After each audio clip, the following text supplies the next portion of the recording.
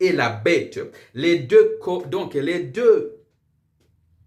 ces deux-là agissent ensemble. La bête à deux cornes représente l'aspect politique des États-Unis et son pouvoir judiciaire et législatif. Le faux prophète représente le protestantisme qui influencera les décisions du gouvernement pour qu'il fasse une image à la bête, donc union de l'Église et de l'État. L'identité appelée faux prophète représente le protestantisme en général et pas uniquement aux États-Unis, puisqu'il va s'unir avec la bête et la papauté pour persécuter l'Église du reste au niveau mondial. Les églises protestantes américaines comptent parmi leurs membres plusieurs faux prophètes, comme vous le savez aujourd'hui. Des personnes qui se disent inspirées par Dieu avec des messages pour les dirigeants. Lors de la campagne électorale de 2020, par exemple, pour la réaction de Donald Trump, plusieurs de ces faux prophètes ont prédit qu'il allait gagner. Monsieur Trump s'est accroché à ses prédictions et accusant ses opposants d'avoir truqué les résultats qui ont donné la victoire aux démocrates. Ce sont de toute évidence des faux prophètes. Sur le continent africain, des religieux, des évangéliques qui se sont réunis pour prier pour la victoire de Donald Trump. Aux États-Unis, qui ont fait la même chose. Donc ces faux prophètes continuent, ils ont déjà commencé à se mettre en œuvre. Le protestantisme américain jouera un rôle clé pour la mise en place de l'image de la bête. Il influencera les gouvernements et les législateurs pour passer des lois à l'encontre des lois divines. Par exemple, rendre l'observation du dimanche obligatoire, ce qui constituera la marque de la bête. Ceci introduit donc notre quatrième point. Le faux prophète fera des miracles trompeurs. Il est écrit que ce sont des prodiges qui opèrent et qui séduisent les gens. Nous lisons dans Apocalypse chapitre 13, le verset 13. Il opérait des grands prodiges, même jusqu'à faire descendre du feu du ciel sur la terre à la vie des hommes. Et nous lisons également l'Apocalypse chapitre 19, le verset 20. Et la bête fut prise, et avec elle le faux prophète qui avait fait devant elle les prodiges par lesquels il avait séduit ceux qui avaient pris la marque de la bête et adoré son image. Ils y firent tous les deux jetés vivants dans les temps ardents de feu et de soufre. Donc, c'est le faux prophète qui est uni à cette deuxième bête qui fera des prodiges par lesquels il avait séduit ceux qui avaient pris la marque de la bête et adoré son image jusqu'à descendre du feu du ciel sur la terre. Cette expression provient du prophète Élie qui parvint à faire descendre du feu du ciel à la vie du peuple. Mais dans le cas présent, ce n'est pas la puissance divine qui agit ici dans les prodiges du faux prophète. C'est une puissance démoniaque qui en est la source. Les fausses manifestations dites de l'esprit abondent dans les églises protestantes et elles s'offrent de plus en plus et puissantes. La guérison, les faux parler en langue, les délivrances sont un accomplissement de cette prédiction. Le faux prophète réalise des prodiges un peu partout dans le monde. Mais ce sera aux États-Unis que ça sera décisif pour l'instauration de l'image de la bête. Finalement, notre dernier point, le faux prophète s'alliera avec le pouvoir papal pour persécuter l'Église du reste. Nous lisons dans l'Apocalypse chapitre 13, le verset 14. Et il séduisait les habitants de la terre par les prodiges qui lui étaient donnés, d'opérer en présence de la bête, disant aux habitants de la terre de faire une image à la bête qui avait la blessure de l'épée et qui vivait. Cette prédiction nous dit que le faux prophète séduira les habitants de la terre en présence de la bête. Ceci implique une union entre le faux prophète et la bête qui représente la papauté. Cette union est déjà une réalité aujourd'hui, chers amis. Le mouvement œcuménique, l'union des églises protestantes avec la papauté est un fait accompli. Le protestantisme est tombé dans un piège qui lui a été tendu par la bête. Cette union sera fatale pour le peuple de Dieu. L'église de reste que nous lisons dans l'Apocalypse chapitre 12, le verset 17. Et le dragon fit irriter contre la femme, et il s'en alla faire la guerre au reste de sa postérité, à ceux qui gardent les commandements de Dieu et qui ont le témoignage de Jésus.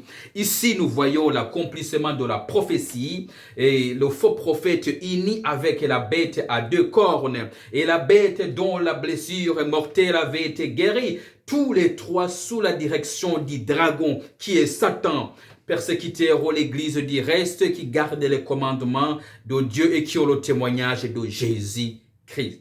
Le faux prophète, chers amis, représente le monde des protestants qui a apostasié. Il lui fut appelé par Dieu pour sortir de Babylone.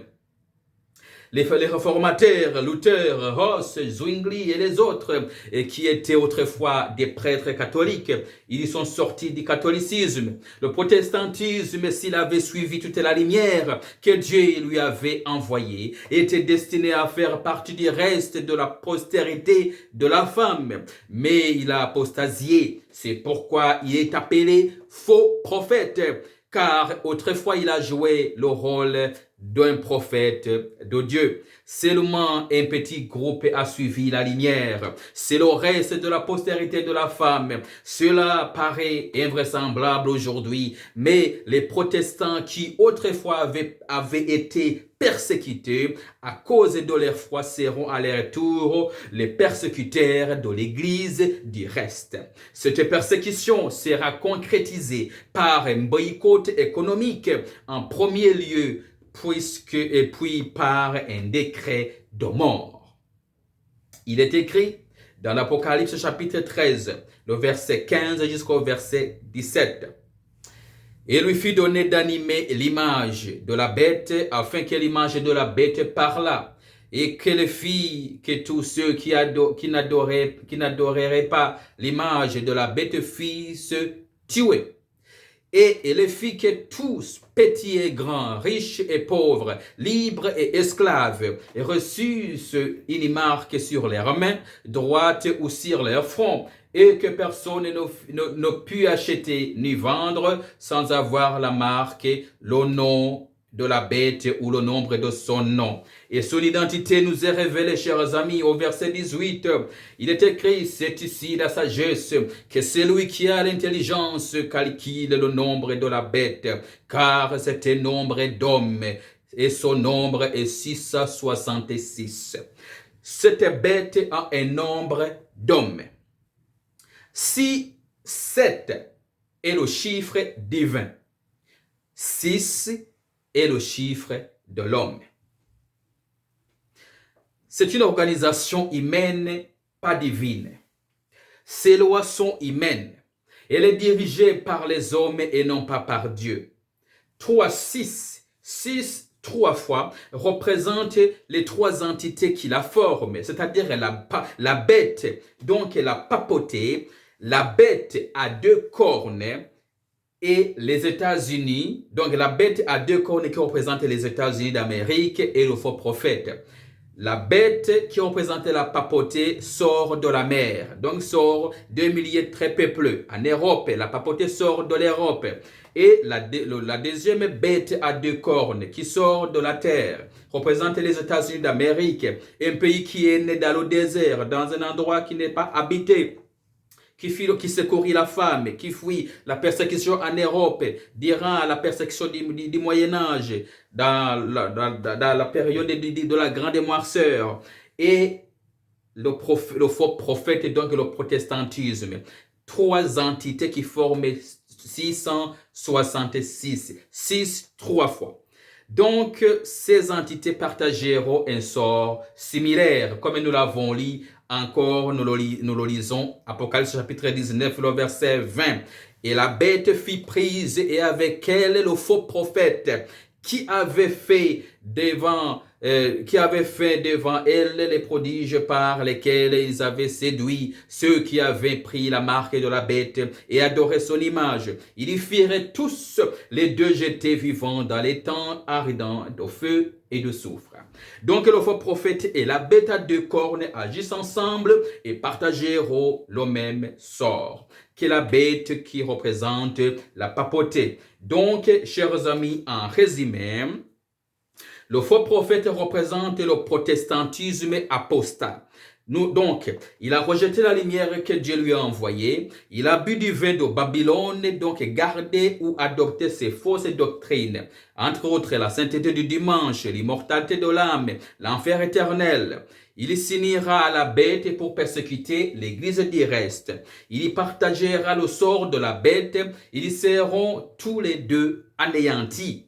La Bible condamne ce système apostat, mais ses membres ont le choix jusqu'au bout de répondre à l'invitation de Dieu à sortir de Babylone. Apocalypse chapitre 18, verset 4. Que dit l'Éternel? Dieu appelle, les invite à sortir. Et j'ai entendu du ciel une autre voix qui disait, sortez du milieu d'elle, mon peuple, afin que vous ne participiez point à ces péchés et que vous n'ayez point de part à ces fléaux. La décision, c'est maintenant. C'est l'ère de la décision, cher ami. Vous qui m'écoutez, quelqu'un pourrait certainement poser la question, mais qu'est-ce que tout ça a à voir avec moi? Ceci est une question importante et la réponse l'est encore plus. Votre salut éternel dépend de la décision que vous prendrez maintenant. Vous ne pouvez pas ignorer ce que cette révélation implique concernant l'obéissance du commandement du sabbat. Ce n'est pas une question de commodité, chers amis. Nous parlons de la loi des 10 commandements qui a été écrite par Dieu lui-même. Enfreindre un de ces commandements est un péché. Enfreindre un de ces commandements, c'est un péché. Et aucun pécheur obstiné ne sera sauvé. Donc l'observance du sabbat, du 7e jour, a été choisie comme étant le test de loyauté et d'amour envers Dieu. C'est lui donc qui sait faire du bien et qui ne le fait pas commet un péché. Jacques chapitre 4, le verset 17. Et rapidement, le monde se divise en deux bannières ou confédération. Le temps file, cher ami, le temps file. La grande controverse prendra bientôt fin. Pendant que l'œcuménisme fait entrer un bloc de dénomination dans un cas libéral, action qui est largement basée sur la désobéissance du sabbat, de la loi, l'obéissance du sabbat, de la loi de Dieu et la foi de Jésus. Apocalypse chapitre 14, verset 12. Puisque le test devient de plus en plus sévère, chaque individu, chers amis, vous qui m'écoutez, doit choisir d'obéir soit à Dieu, soit à l'homme, de suivre les commandements de Dieu ou les traditions, de garder le vrai sabbat ou l'imitation, de recevoir le son de Dieu ou la marque de la bête. Le temps est maintenant venu de résoudre cette question. Il est écrit, heureux ceux qui lavent les robes, ceux qui gardent ses commandements, afin d'avoir le droit à l'arbre de vie et d'entrer par les portes de la ville. Apocalypse chapitre 22, verset 14. Prions ensemble. Notre Père qui es aux cieux, pardonnez-nous. Merci pour le message. Que ton Saint-Esprit nous aide à briller, en fait que ceux qui sont encore dans les ténèbres voient la lumière. Touche le cœur de chaque enfant qui traîne encore loin de toi. Au nom de Jésus, nous te prions. Amen.